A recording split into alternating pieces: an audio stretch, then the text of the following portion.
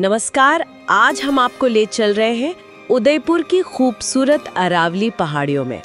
जी हाँ, monsoon palace के ठीक नीचे बसा है सज्जनगढ़ बायोलॉजिकल पार्क। हाँ, और ये सिर्फ घूमने फिरने की जगह नहीं है, बल्कि प्रकृति प्रेमियों के लिए, स्टूडेंट्स के लिए, फोटोग्राफर्स के लिए एक बहुत ही जरूरी ठिकाना है। बिल्कुल। और आज हम इसी पार्क के बारे में गहराई से बात करेंगे।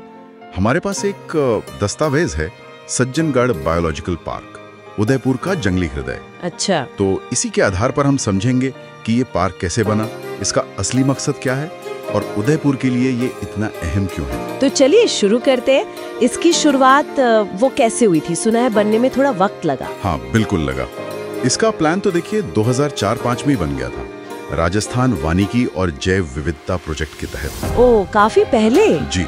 और इसमें जापान इंटरनेशनल कोऑपरेशन एजेंसी मतलब JICA, उनका भी सहयोग था। वो अक्सर ऐसे पर्यावरण प्रोजेक्ट्स में मदद करते हैं। हाँ, सुना है उनके बारे में। तो फिर खुला कब ये आम लोगों के लिए खुला 12 अप्रैल 2015 को। थोड़ा समय लगा प्रोजेक्ट पूरा होने में। 2015? और ये सिर्फ एक चिड़ियाघर नहीं है जैसा कि लोग आमतौर पे सोच लेते हैं। नहीं, बिल्कुल नहीं। यही इसकी सबसे खास बात है। ये 36 हेक्टेयर में फैला एक बायोलॉजिकल पार्क है। बायोलॉजिकल पार्क मतलब चिड़ियाघर से अलग कैसे? मतलब यहाँ सिर्फ जानवरों को पिंजरों में रखना या दिखाना ही मकसद नहीं है। असली जोर है लुप्तप्राय प्रजातियों को बचाने पर, उन पर रिसर्च करने पर, और हाँ, लोगों को, खासकर बच्चों को प्रकृति के बारे में सिखाने पर। अच्छा, तो ये कंजर्वेशन और एजुकेशन पर फोकस करता है। बिल्कुल। ये वन्यजीव संरक्षण और लोगों के जुड़ाव का एक मिला जुला मॉडल है। तो अगर कोई वहाँ घूमने जाए तो क्या उम्मीद कर सकता है? कैसा अनुभव रहता है? देखिए, पार्क में घूमने के लिए काफी अच्छे रास्ते बने हैं, करीब 4 किलोमीटर से भी ज्यादा लंबे। अच्छा, खासा लंबा है। हाँ, तो आप चाहें तो पैदल चलें या साइकिल किराए पर ले सकते हैं, या फिर वो बैटरी वाली गोल्फ कार्ट होती है ना, वो भी चलती हैं। हाँ, वो इको फ्रेंडली गाड़ियाँ। जी। और जानवरों के जो बाड़े हैं वो भी काफी बड़े और खुले खुले हैं। कोशिश यही की गई है कि उन्हें उनके कुदरती माहौल जैसा घर मिले। ये अच्छी बात है। और जानवर कौन कौन से देखने को मिलते हैं, कुछ खास? जानवर यहाँ करीब 21 किस्मों के हैं, 60 से ज्यादा। आपको रॉयल बंगाल टाइगर मिलेगा, एशियाई शेर भी हैं। वाह। शेर भी? हाँ। भारतीय तेंदुए, स्लॉथ बेयर यानी भालू, धारीदार लकड़बग्घे, मगरमच्छ और कई तरह के उल्लू और गिद्ध भी। मतलब जानवरों की भीड़ लगाने के बजाय उनकी देखभाल और उनके माहौल पर ज्यादा ध्यान है। सही है। और मैंने सुना है कि यहाँ कुछ बहुत ही मॉडर्न चीज भी है, कोई ऐप वगैरह, ऑगमेंटेड रियलिटी। हाँ, वो बहुत दिलचस्प चीज है। ये शायद भारत का पहला ऐसा पार्क है जहाँ ऑगमेंटेड रियलिटी यानी AR ऐप का इस्तेमाल होता है। अच्छा, वो कैसे काम करता है? पार्क में कुछ खास मार्कर लगे हैं। आप अपने फोन से उस ऐप के जरिए उन मार्करों को स्कैन करते हैं। ओके। और फिर आपके फोन की स्क्रीन पर उस जानवर का 3D मॉडल आ जाता है।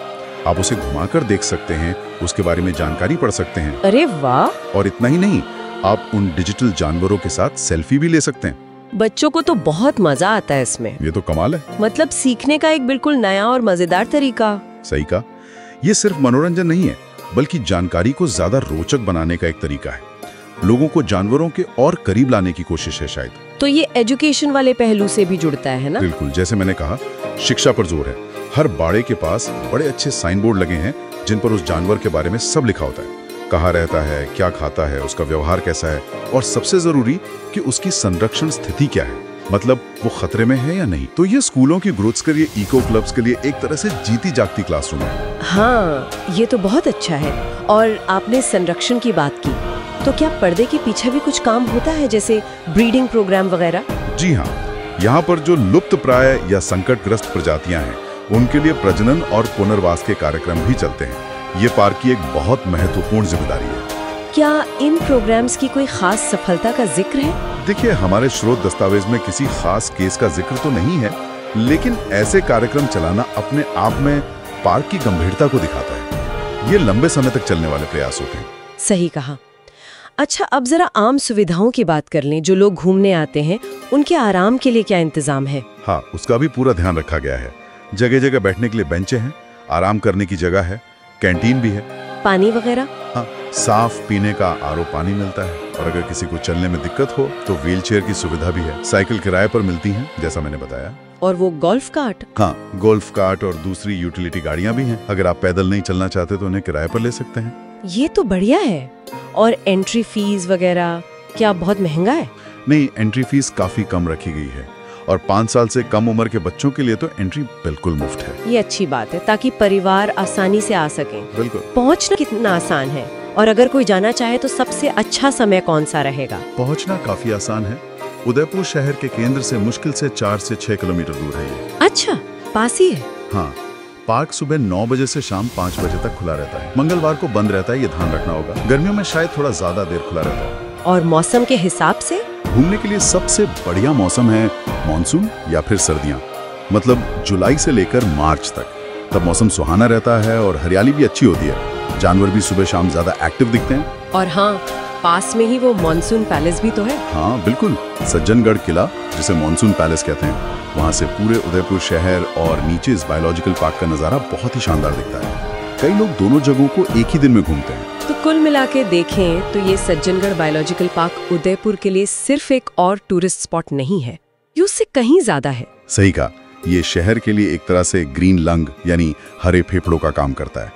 हमारी बायोडाइवर्सिटी यानी जैव विविधता को बचाता है और आने वाली पीढ़ियों को प्रकृति के बारे में सिखाता है। और हमें भी शहर की भागदौड़ के बीच प्रकृति से दोबारा जुड़ने का एक शांत और सुंदर मौका देता है। बिल्कुल।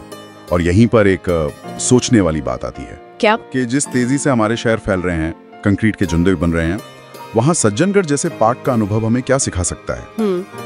क्या ऐसे अनुभव हमें शहरी विकास और प्रकृति संरक्षण के बीच एक बेहतर संतुलन बनाने के बारे में सोचने पर मजबूर कर सकते हैं, हमारे नजरिए को बदल सकते हैं? ये वाकई एक जरूरी सवाल है।